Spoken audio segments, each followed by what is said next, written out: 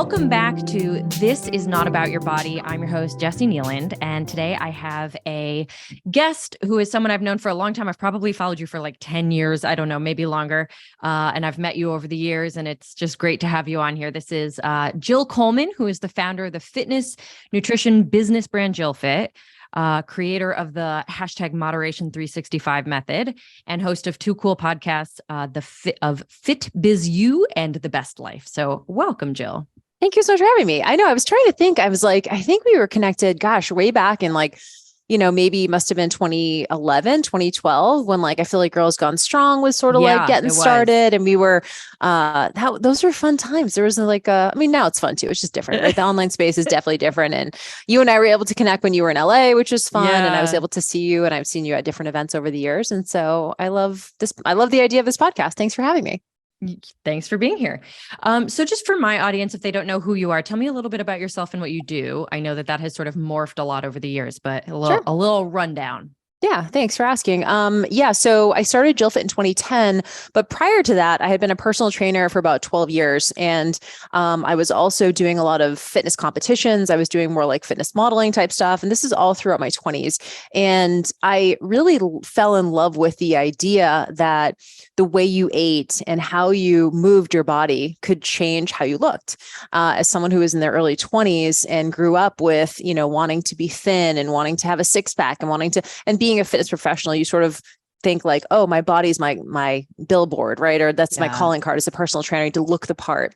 And what happened when I started my business was, at that point, I was completely obsessed with my body. I was like, oh, I need to have a six pack, I need to look a certain way. I was at the gym 3 times a day, doing my own workouts, completely obsessed with food. But when I started JillFit in 2010 as an online fitness blog, really is how it started. I was like, if this thing was going to be successful, I can't afford to be this obsessed with my body and with food and with exercise. I got to figure this out. And so that began the sort of journey into what I now call Moderation 365, which is the nutrition philosophy that we actually certify professionals in. This idea of minimizing the amount of time and mental energy you spend thinking about food, thinking about exercise, thinking about your body, and so that you can open up your mental space for other things you want to do, whether that is business in my case, or relationships, or just to live and not be so obsessed with all of the things. So over the last 12 years at JillFit, it's morphed into a lot more sort of business coaching, where I work with health and fitness professionals who want to, personal trainers, group fitness instructors who want to learn internet business, social media, stuff like that, create online products and services. And that's sort of where my head's at. But, this is such a cool space because you do sort of just go where the momentum is, right? Like what's working. I wouldn't blog now. It's not really a thing anymore, but you kind of go where the momentum is. And podcasting has definitely been fun these last 5 years. And I'm excited to see what's next. Yeah. Awesome.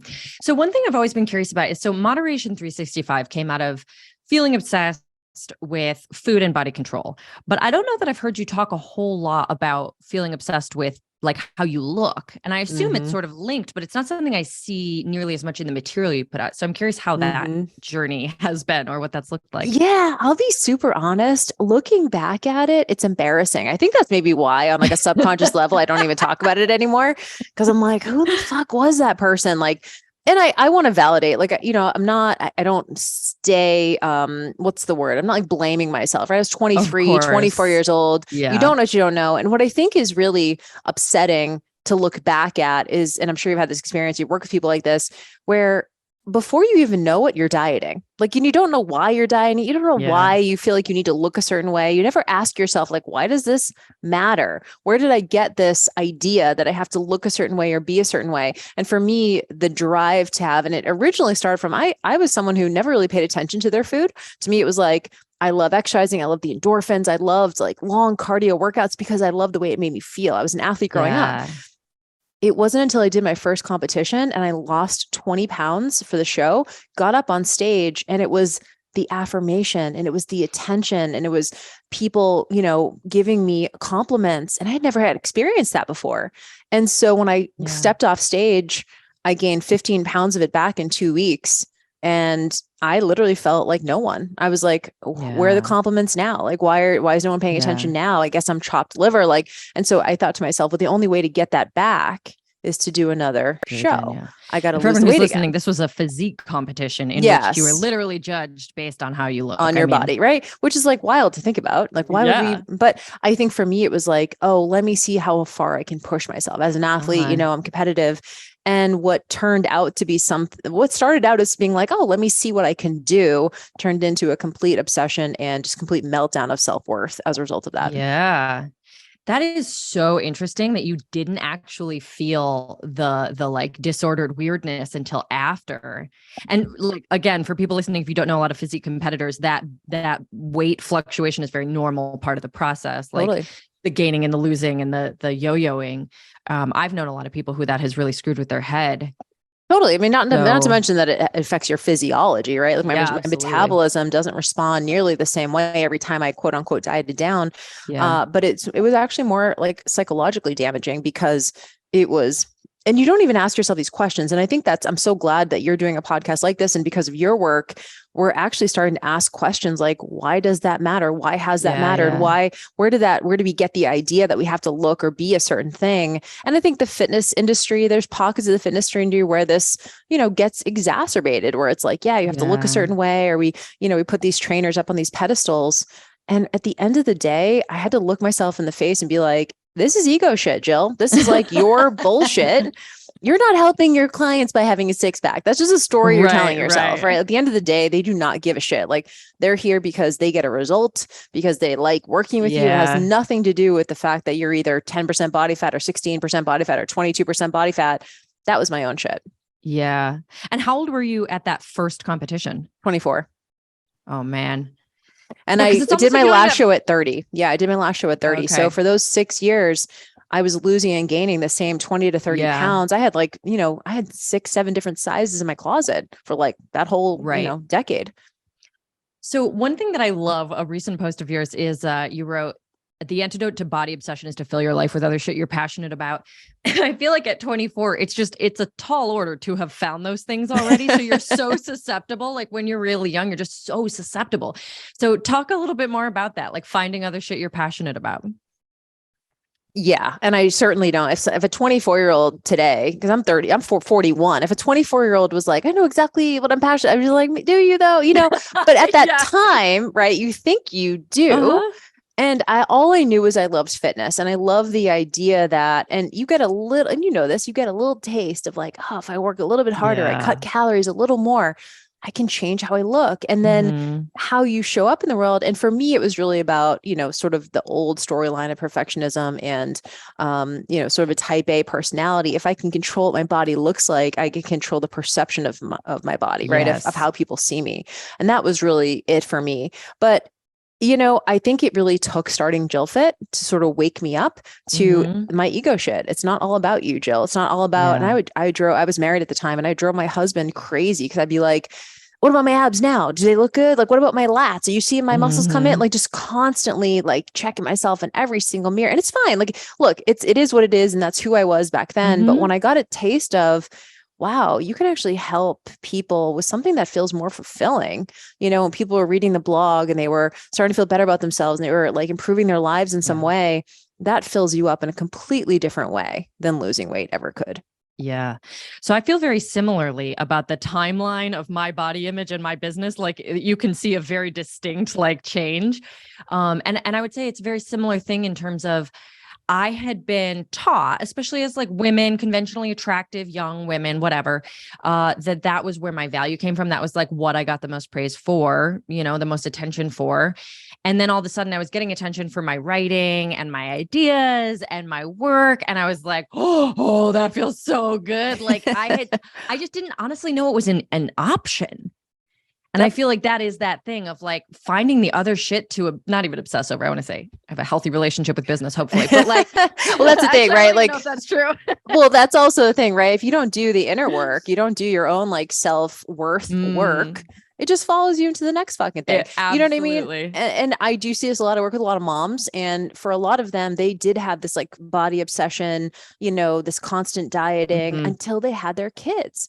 And then they go, wow, I can't afford to be, or I don't want to be this example for my daughter, whatever it is. Right. And so they transition into giving their meaning over to being a great mom. And then of course you just have to wonder like, okay, at some point the kids are going to be leaving the house. So like, how are you going to derive a sense of purpose outside of that? And I think we can just go and right. It's like business, it's money, it's success, it's relationships. I attach a lot of self-worth to my marriage, and then that went sideways. Right. So I've had the same lesson multiple times, just different outfit, you know? So I think at the end of the day, you have to decide, wow, if I don't have this money, this success, this job, this, impact, or this person in my life, can I be okay?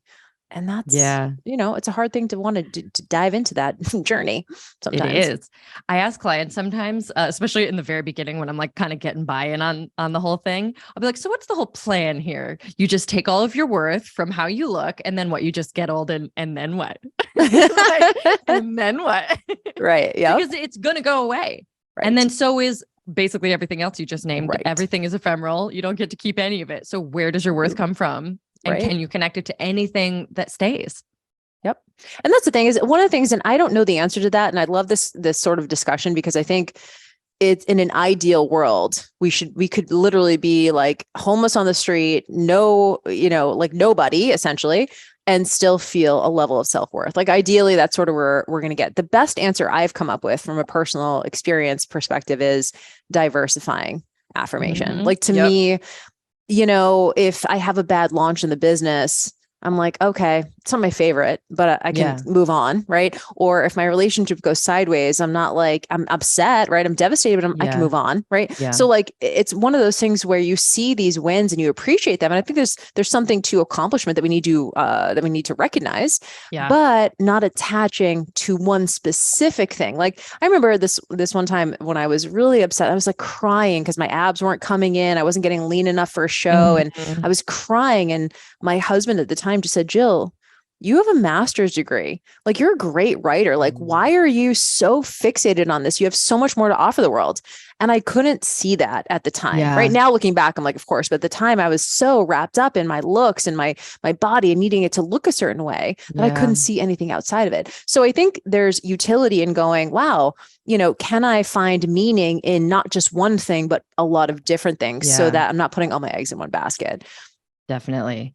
Also, I think there's such a huge difference when you're getting affirmation for shit that actually like gets to the core of you and really matters to you, as opposed to stuff that you've been told should matter. And so you're doing it because, it's like, I became a doctor because I was supposed to, but it doesn't connect to anything here. Affirmation for that is not going to feel the same. Right. And, that's the thing. And the question around being in your early 20s or being a teen, gosh, like, I do sort of feel bad for those who are sort of growing up with the internet. I didn't, when I was in high school, we didn't have it. And I can't imagine what some of these young people are seeing. They're seeing Kardashians, they're seeing reality television shows, they're seeing these people, these really just bodies that are not real bodies, right? Yeah. And they're going, I need to look like that. I think about even just on a small scale, I was looking at Shape magazine and Fitness magazine, and some of these magazines always had these really thin women on the cover. And I kept like hating the fact that my legs didn't look like that, so now just exponentiate that into all of social media. And I think it's just compounded. And so you have to have that awareness, but at 16, 18, 22, 24, you don't have the awareness to look up and be like, yeah, why does this matter to me? I think we're starting to shift the conversation. That's one of the things I do love about social media, is it takes some of these conversations and it amplifies them to the point where we can actually access some of the tools that maybe you and I couldn't access 15 years ago that we wish someone was talking about. Now everywhere you look, it's people talking about this kind of stuff. And I think that's great, but you can feel so alone sometimes in this journey, because you're like, is it just me who feels? And then you just really take it on. And so I do really feel for these younger people who, maybe don't know why they have these body ideals. They haven't asked themselves that question. They just feel a lot of pressure to have that. Yeah, definitely. So speaking of which, I think this is a really interesting topic. You have been in front of the camera for a very long time in a very present, like way. Your body is all over, like the images that you take, you're just in your business and your website and your content. So you've been doing photo shoots. I love like when you post about that stuff. I feel like that's a big part of what I want to ask about here is like, what is that experience like for you coming from your background and also still hitting like, so many checkpoints for conventional beauty ideals for women? Like, how do you experience that being in front of camera and being like sort of the representative of your brand constantly? Yeah. I'm gonna be honest, like definitely aging has been a little bit of a mind fuck, but I think you just get to the point where you just go like, this is what it is, right? I'm never going to look like I'm 25. That's just not on the cards to me. And I certainly don't want to try to look 25. For me, I just want to, I have a very strong belief that I want to be congruent across the board. So for example, if someone meets me in person, I want not only like the conversation to be just as if we were online on social, but I want them to see my body and be like, yeah, that's the body, right? That I see online. I think early in my career, I had a lot of anxiety around making sure that I was quote unquote in shape, or I would only post images if I was really lean or whatever. Yeah.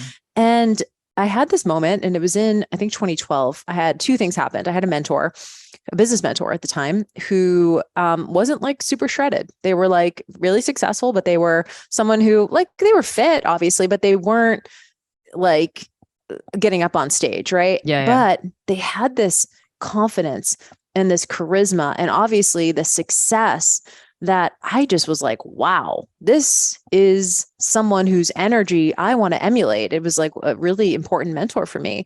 And I was like, and this person, not 10% body fat. And so that one thing gave me, this is someone I really respected and whose success I wanted to emulate. I was like, wow, this person, you don't need to be. And it was like that permission that I think I needed. Yeah. And then the second thing was, I remember I got asked to do a talk in 2012.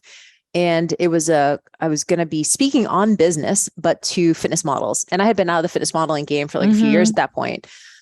And I dieted down to give this talk. It was like it wasn't even talking on fitness, but I was like, oh my God, everyone in the room is going to be these fitness models are all show shape. They're all doing photo shoots. And I was like, and then I had this moment where I was like, why am I fucking trying to lose weight to get up on a podium in a dress and give like, this is the stupidest thing.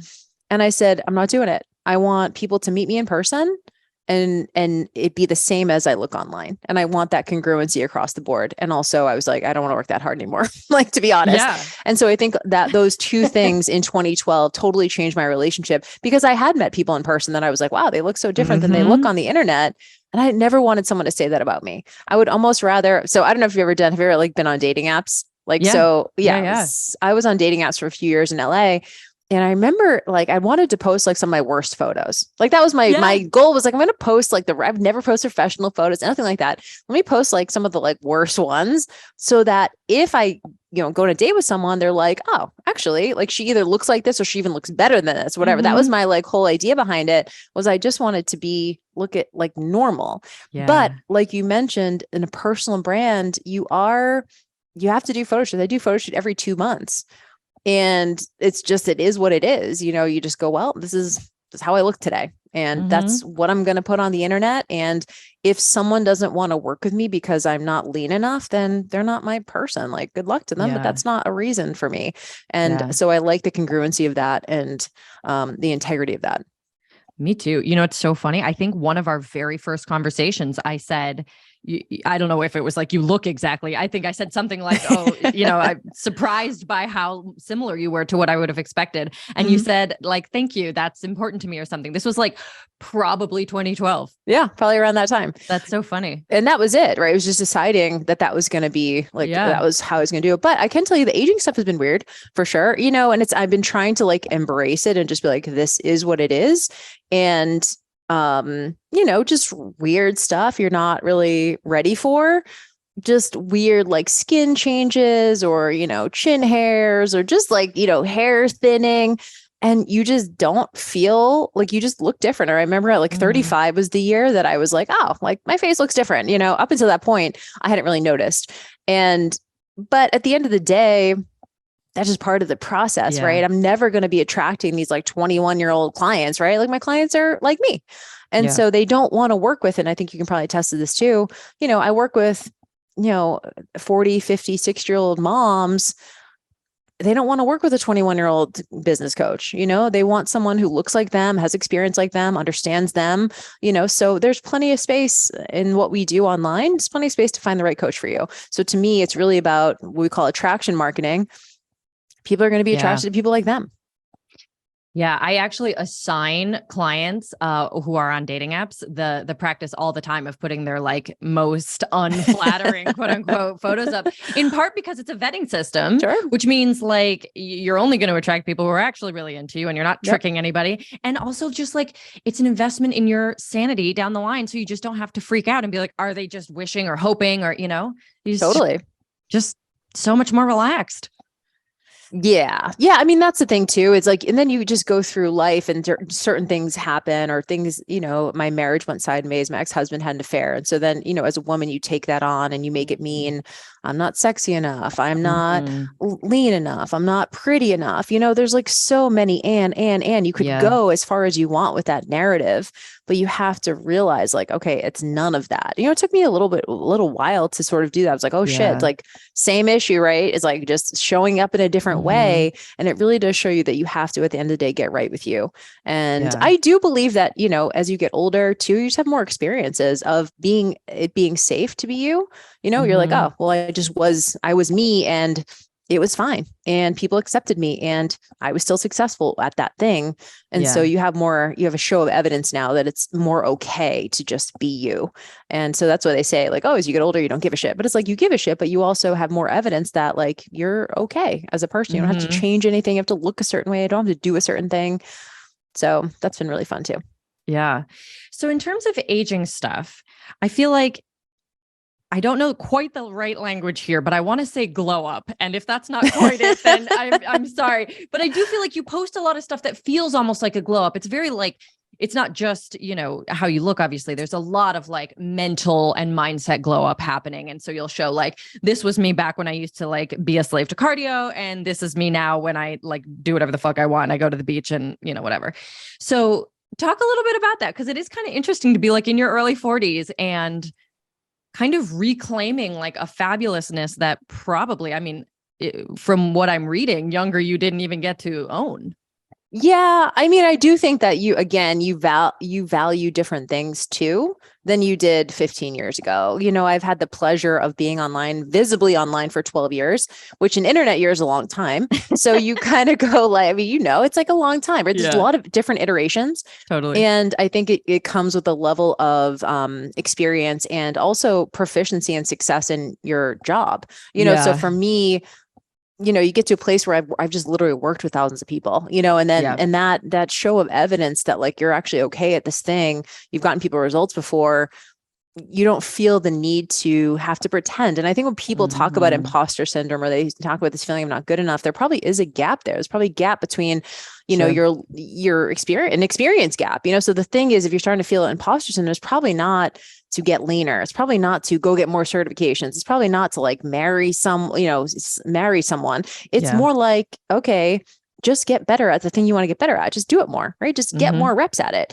And so, yes, I think it's an energetic thing too, of just like having a lot of years, helping a lot of people and getting to the point where you're like, I'm actually good at this thing. Yeah. And that feeling of competency and that feeling of, a level of proficiency or mastery just is like, it allows for you to just, I don't know, not have to posture as much. Does that make sense? Yeah. Where it's just like not pretend or not posture, have to do these little, what I think are more like, sort of duct tape strategies, lose weight, like really just, or just, I don't know, at a higher level, like I'm a macro level person, like just do the big things that are going to help build your confidence. Losing 5 pounds is not going to change your mindset. It's just not. Losing 10 pounds, right? Losing 50 pounds, not going to change your mindset. You're still going to show up the same way. In fact, when I think back to it, maybe you've had this experience. When I was my leanest, getting up on stage, 10% body fat, I was more insecure than ever. Yeah. And common, actually. Yeah. You think like, oh, I'm going to feel more confident. I'm going to feel sexy. I felt like a fucking zombie. like no one touched me. You just feel gross. You're mad all the time. You're just annoyed at everything, right? You're hangry. Yeah. So I don't know. I think it's, and then times where I was eating plenty of carbs and feeling good in my skin. My libido's like through the roof, Yeah. So I think you just really have to know your own body. And then also I think getting good at something and feeling fulfilled in a different way just fills you up to the point where you don't have to do these duct tape strategies to feel better about yourself. Absolutely. So the flip side of that, then I guess my question is kind of like, where do you stand with all of that philosophical, juicy wonderfulness? And then also hold on the other hand that like, you look how you do, you fit so many ideals that, it would be easy to like throw stones and say, well, sure, you can say that because you look like this. Totally. I mean, how do you hold that? I'm sure it comes up in your work. 100%. And like, that's the thing that we have to always, like, I always have to caveat, right? Like I do have fit privilege. I just do. Like I'm in a normal sized body. And people are like, oh, were you always into fitness? I'm like, yes, I've always loved fitness. I never really struggled with, having to lose a bunch of weight or anything like that. Like I never really struggled with something like that. So there's a whole lot of privilege on this side. And so I do want to validate that. I think for me, at the end of the day, it was never about a specific look. I will say that I don't think there's a better, like, quote unquote, like a better quote look than another one. I just love being muscular. So that's my personal preference. Yeah. So at the end of the day, I don't know how that lands for people. I don't know how it lands to see a woman with like big delts or big quads or like, I don't know how that lands for people. But for me, I've certainly had, a range of responses to that. But for me, that is what makes me feel the most powerful. It makes me feel just the most fulfilled. And it's things that sort of fill up my energetic cup. And then when it comes to the eating and stuff, two things. Number one, I got to the point where I just wanted my clothes to fit. That was really the big impetus for me with moderation. It's literally called Moderation 365, eating pretty much the same every year, every day of the year. Not the same foods, obviously, but the same level of satisfaction or whatever. And to me, it's really about maintenance. I just wanted to be able to walk into my closet and like just know that whatever size it was, that it was just fucking fit. Like to me, that was a big, and not because of anything, except I just didn't want to buy a whole bunch of clothes all the time. That was a big thing for me. And I just wanted to be able to know that I was certain that level, that part of my life was taken care of. And then when it came to the eating stuff, it really was about, I don't want to think about this all the time. I mean, I remember eating like 7 times a day. And, these people who are macro counters and stuff, it's fine. But they're like, what's the big deal? It's just math. I'm like, yeah, it is simple math, but it's also thinking about constantly the numbers and you got to make the food, you got to prep it, you got to cook it, you got to eat it, you got to wash the dishes. You're thinking about it constantly. And I know for me, that was just like a mental prison.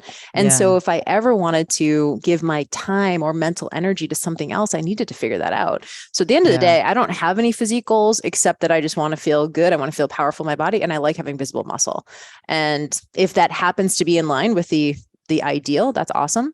But I can tell you, it wasn't that popular when I was 24. I was actually about to say, I was like, it's so funny because I said that totally from like a now perspective. I had forgotten that even when I first met you, that was this really unusual out of the box thing for a woman to want to be muscular. And I mean, that was the whole thing with Girls Gone Strong. And that's so true. God, that's changed so much in 10 years. Yeah. I mean, 10 years, 20 years. I mean, I remember when I did my first show, like, I had all these like, older adults, family members just say, well, you don't want your shoulders to get too big.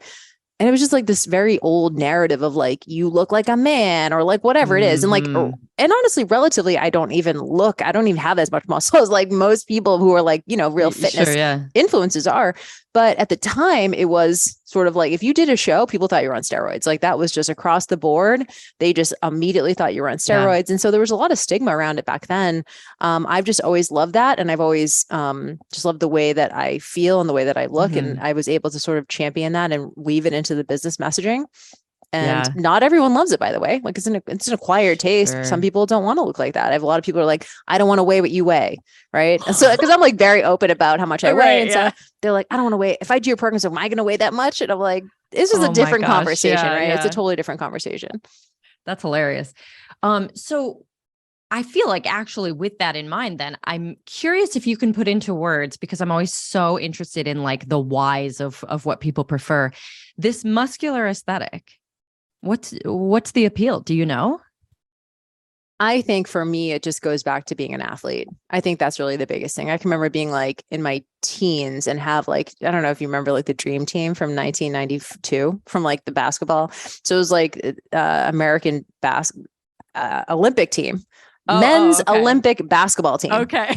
Like I was so obsessed. I had posters of fucking Larry Bird and shit on my thing. So yes, I think there's probably something about it that, I think is probably a little bit about, I like to identify as someone who values this thing, right? Yeah. Like, I mean, that's the thing. When you do have muscle, people know that you go to the gym, something to Sure. me that's a value system thing about that. I would never judge someone who didn't. Like, I'm never like, oh, they're Uh-huh. lazy or they don't want it or whatever. Like, that's not about, it's just like, for me, that is part of my lifestyle. Yeah. It's been a part of my lifestyle forever. So I think growing up an athlete, you're used to seeing these people doing these amazing things with these bodies that are so functional and they're so fit and they're so athletic. And Yeah. so, to your point, it might just be another version of, I need to have thin legs, right? It could be another Mm. version of that. I think for me, it's been more about the emotional power that I feel.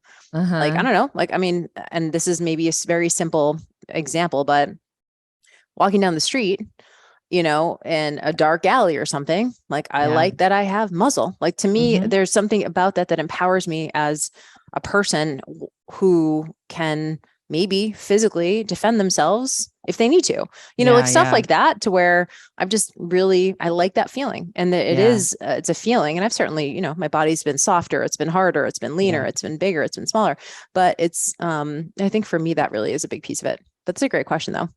Yeah. I felt the same way. I think that feeling of empowerment and also just like, I always am amazed that we're not constantly talking about the fact that women are just like smaller and sort of basically constantly um sort of make good prey constantly everywhere and men don't. And like obviously there's so much more nuance to that conversation. But I just felt like once I got muscular enough that guys could see it, there was this thing of like, whoa, whoa, whoa, like they Right. wouldn't want to, if they were picking a prey out of a lineup, like maybe they wouldn't pick me anymore. And Yeah, that I know. It's like, I don't know if so it's like messed stupid up to because it's say, not but how it like, works. Yeah, but I'm like like, if it it's between me and also, someone else, they're probably not going to pick me.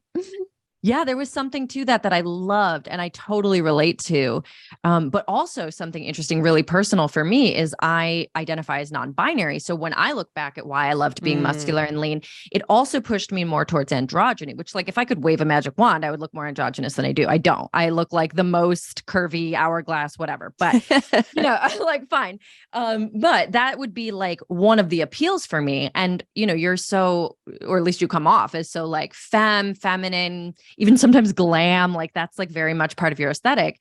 And yet you've got that almost like counterpoint of being muscular. Yeah, I mean, it's really interesting. It's when you're someone who has muscle and because, and this, like, I mean, let's go back to like your basic weight training, certifications. When you're doing things, it helps your posture. Like, I walk in Yeah. a room and I walk differently than someone who maybe doesn't have muscle. And it's not a better or worse thing. It's just like the way I Mm-hmm. move is just, I have a lot of muscle in my frame. So it's like a different posture. And sometimes that can be intimidating. I have like hard jawline, I have like high cheekbones, Mm-hmm. I have a more angular features, which is not, again, it's not good or bad. It just is what it is. But I oftentimes I get people feeling threatened or feeling like intimidated often, or they think I'm mean because of the way that I look. It's very interesting. And they've actually shown in research that people who have more of a mature look, like have a harder look, have harder lines, have a Uh-huh. more mature look, actually, like, people assume that they're, what's the word? Like, people assume that they are more responsible, like, or something, than like someone who has more of a cherubic face, someone who has more Right, like a right. round face, or has Makes more of so like an much sense. angelic face. They've shown in, like, juries will actually sentence people who have harder jaw lines to longer sentences because they think, oh, they should know better, That's versus someone who fascinating. looks younger. They go, oh, they're younger, right? They're Uh-huh. more innocent looking. And so I've had to think about this as a personal brand. I Yeah. am who I am. So there's no like Of changing it. course. Yeah. But at the end of the day, if I know that people are intimidated or they feel some kind of way because of the way I look or the way I show up or the way I Mm-hmm. talk, I go out of my way to be a little bit warmer if I can. Yeah. Yeah. I use like terms of endearment more, or I just, I try to be more patient, stuff like that, because I think it's easy to sort of assume that someone who has more of a harder look Yeah. will be mean to you, Totally. Yeah. So I did an episode once with a woman who's an actress, and she's biracial, and she comes off a very particular way that she does not identify with as a person. She's like this very soft, gentle, feminine, lovely person who comes off as like badass and gets sent out for like cop roles and all this stuff. She's like, I have a leather jacket in my closet that I only use for auditions. Like I would never wear in real life. So I'm curious, like, do you feel like you align? Do you feel like this angular, powerful, mature version that people see, does it align with who you are? Well, that's what's hard, right? Is like, which comes first, the chicken or the egg? Yeah. So if you think about it, does someone have to sort of assume the role of badass or leader or, whatever, because people treat them that way, right? Is it or is that just your natural way of being? And then people respond because of the way that you look. And so I've asked myself those questions. I think it's obviously multifaceted, but I think growing up, I was an only child. I had a single mom. And so for me, I was just very much like a self-sufficient type of person. I was always fine being alone. I was always, fine just taking care of myself. Like I was doing my own laundry when I was like 7. So it's, those kind of things that you do kind of grow up and you have more maturity or younger. And then you start to, like teachers always say that she's conscientious was always the word that they used. And so I think it's, then you sort of, again, it's a feed forward cycle, because then people see you as that and then you act more like that. And then more people see you that way. And then you act more like that. But I have gotten some sort of, I wouldn't say negative feedback, but some feedback of like, people can be really intimidated. So if you want to lower the barrier to entry or raise their status, their perceived status, then maybe you want to think about some of these more quote unquote feminine ways of being.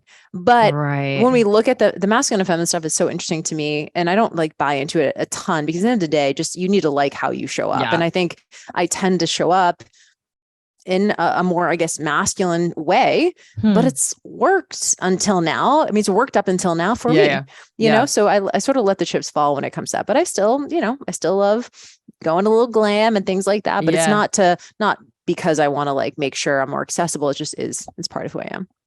Such an interesting conveation, how people really express and create like identity too. So have you heard of the Kibbe test?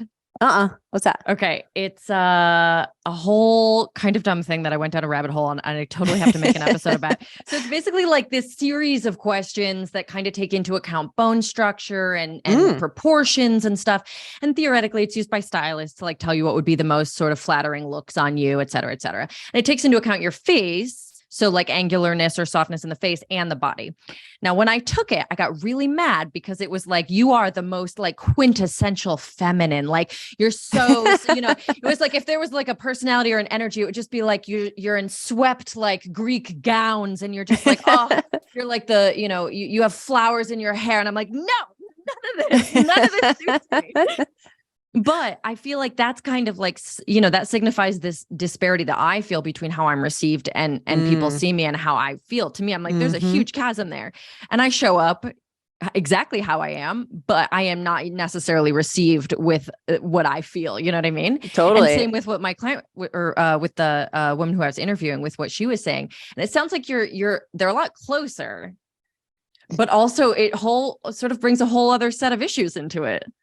For them to be close and then be like, well, which is me and what do I have to do to make people comfortable now? Right. And so I'm very aware of that for sure. And I did have this conversation with myself, and I've had, I've definitely had people in my life who are close to me say that I come off cold or something like that. And I really sort of, I think if it's someone who's close to me and someone who I respect, I do take that in.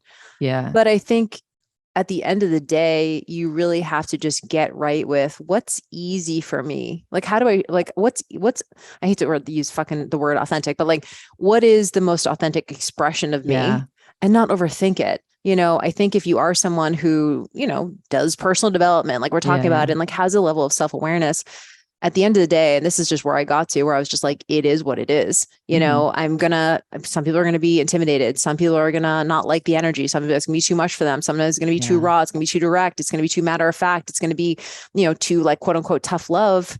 And not like, and to me, I never wanted to be a tough love, like with a chip on my shoulder. I think that's like, you can easily be like, oh, like this, like to me, it was never about being challenging so much as it was about just, this is how I'm showing up. And I kind of don't know if I can even do it differently if I wanted to. Yeah. And at that point, you sort of just have to own it. And I think the best thing you can do for your audience, if we're talking about social media and brand building, the best thing you can do for your audience is just show up like that and just be unapologetically that, so they know what they're getting into. And that's a service. I launched this business program twice a year. It's called Fitness Business Accelerator, and it's for beginners to business. So people just coming online, personal trainers, health coaches, people like that.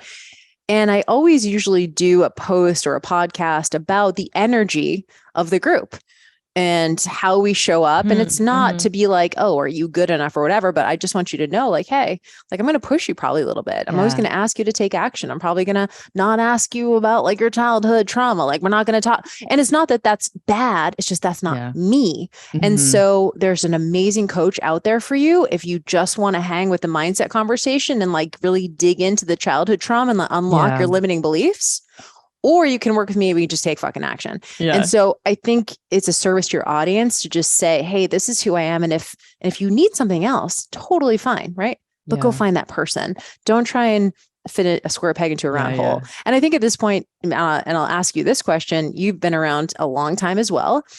Every time I get someone coming in like a client, it doesn't happen often, but sometimes I'm like, how did you find me? Like, it's just a weird like disconnect. I'm like, they don't know the vibe here. Right. But like, I would say 98% of my clients are just like me. And in terms of like the energy and things like that, but there's always like a couple that I'm like, what about me attracted you? Right. Because it's not that they're bad or wrong. It's just different. And usually it's a referral actually, which is why I don't love referrals.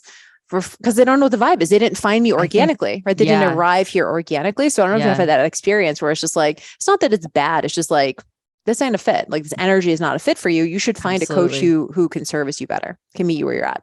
It's so true. And I don't think that if it were too far outside of the vibe now, I don't think I would probably take them. But I know in the beginning, I remember having clients where there were times, because I would do like phone calls back then, I would put myself on mute and just like wait for them to talk. Cause I'm fast talking. I'm like, I'm way more willing to push and go. And I was like, I had some very soft spoken, very quiet, like long thinking clients. And I would like put myself mute and be like, don't do it. Don't say anything. And those were people who I was like, I learned so much from working with them. But yeah, it felt like that. Like, what about this made you think, that was the space you wanted to process in? And I'm so grateful for it now, because it totally casts like those same skills, just got better and made me a better coach.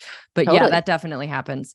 And also it's interesting. You said, don't overthink it. I was like, Jill, it is literally my business to overthink these things. I think it's so interesting how people learn to express themselves and what it means to kind of step into authenticity, especially when, for us, we've got like, we have got online brands. So there's us and then there's that. And it's all so similar. And there's a lot to that. But when you're just a freaking person who's trying to figure out like how to stop obsessing over how you look, and you've never thought before about like who you are and what you really want to express, you can get into the nitty gritty. I mean, it's not for everyone. Sometimes I'm like, we need to let go of that and just go big picture. But getting into the nitty gritty of some of this is like, yeah, wait a second. What is my gender expression? Like, who am I? Or do I identify with how people have seen me my whole life or not?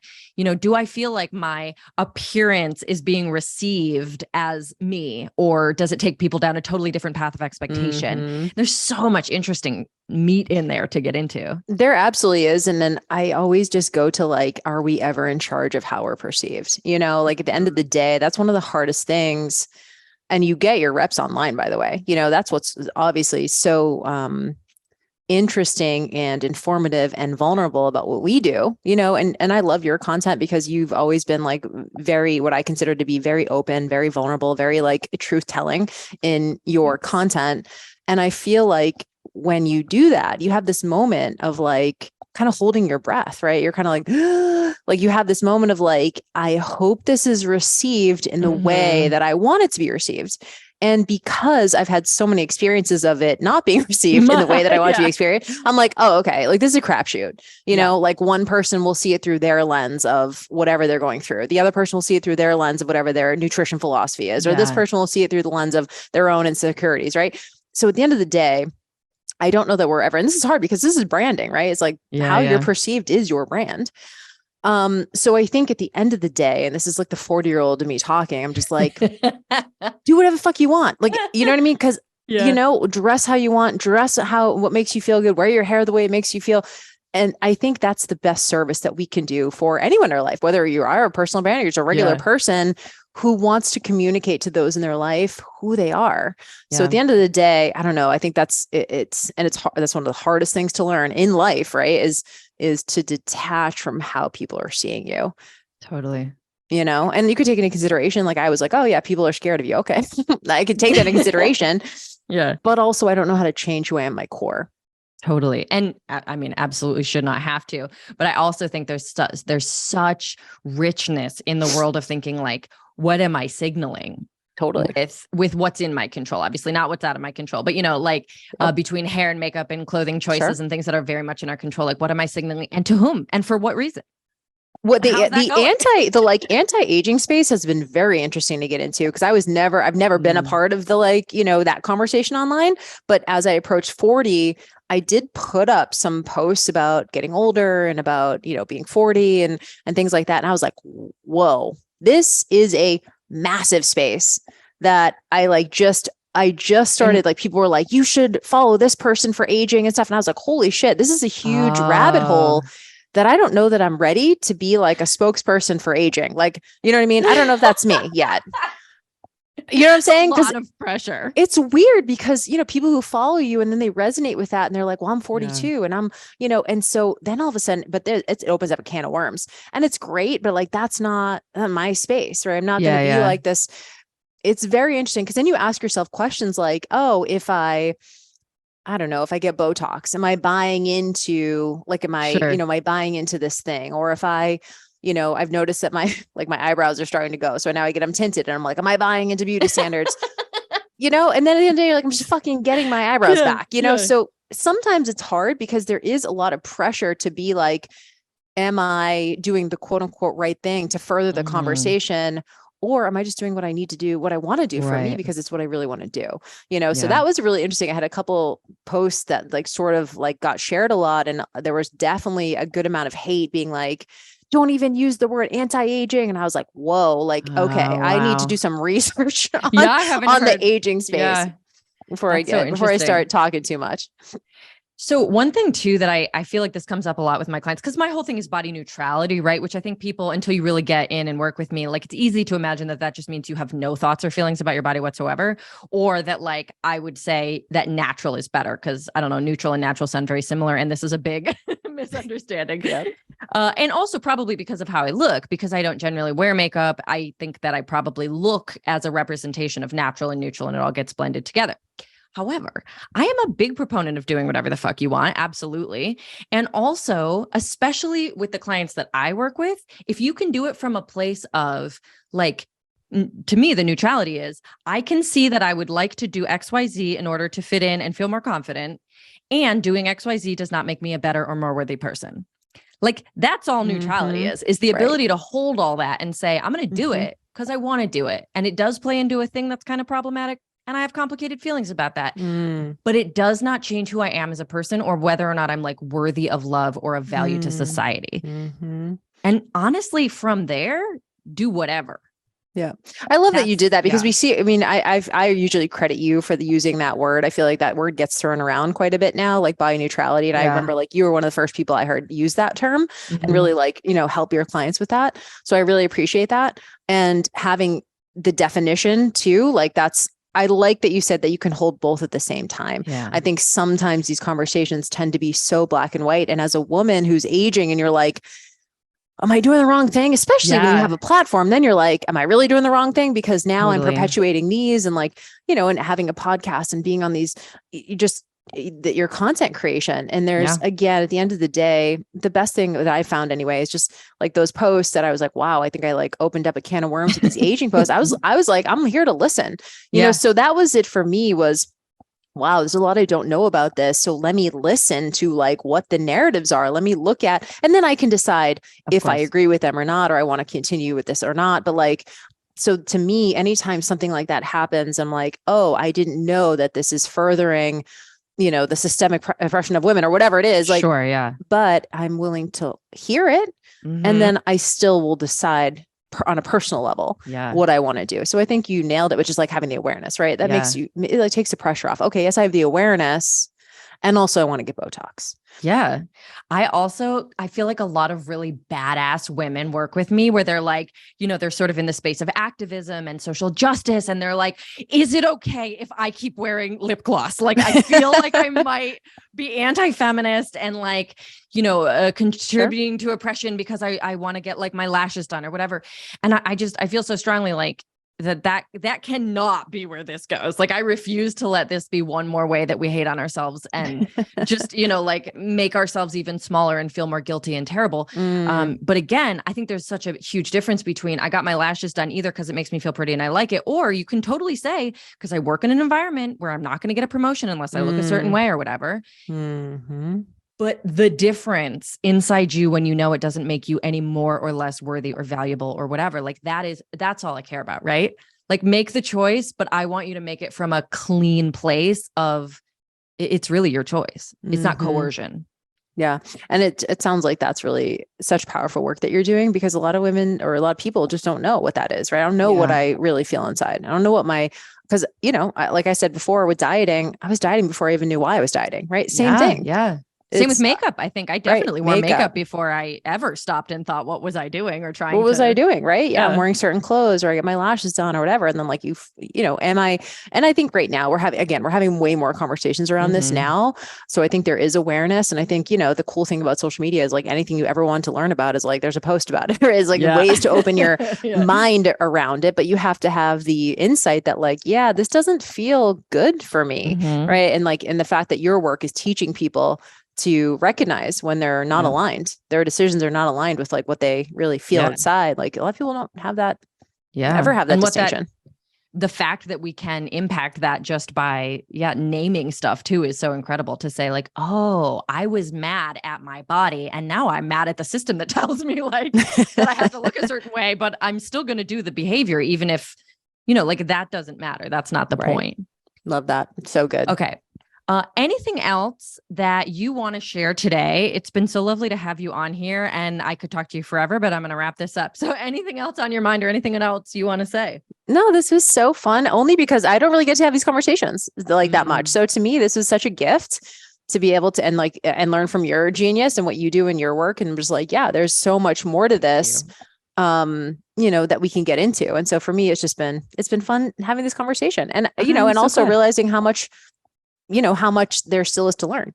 And and I think for me, it's always come from like the body space and like needing the fitness space. And obviously you did that for a long time too. So I think we connect on that, but it's interesting seeing sort of like, and I really appreciate you asking me about like being visible online for such a long time, because that, it definitely is a thing for sure. But it is also something where I realize it's part of, in terms of personal branding, it's like, I don't want to be that person who's still using their headshot from 2010. I want I want people to see who I am and like be like, okay, she's noticeably older, but still badass, still good at what she does or whatever that looks like. And so I don't know, to me, that's the alternative is not owning fully who you are at 41 versus 29 or 24 or whatever. So absolutely. Yeah. I also always make space for like, and I could change my mind. If at 42, you're like, this is the last set of photos I'm getting. That's it. Like, whatever. Next time you see me, I'm going to have plastic surgery. So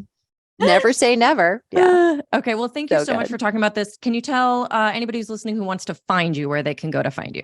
Sure. Yeah. It's just JillFit on all of the socials, and then JillFit.com. And then if you guys like conversations like this, probably the Best Life podcast, which is my podcast with my co-host, Danny J. We talk a lot about everything from like food, exercise, some body stuff thrown in, especially relationships, communication, all those fun and juicy personal development topics. So that's it. Amazing. Thank you. And we will have the links to those in the show notes, so you can also find them there. And that is it. Thank you, Jill, for joining me here. And thank you, everyone, for listening. I'll catch you next week.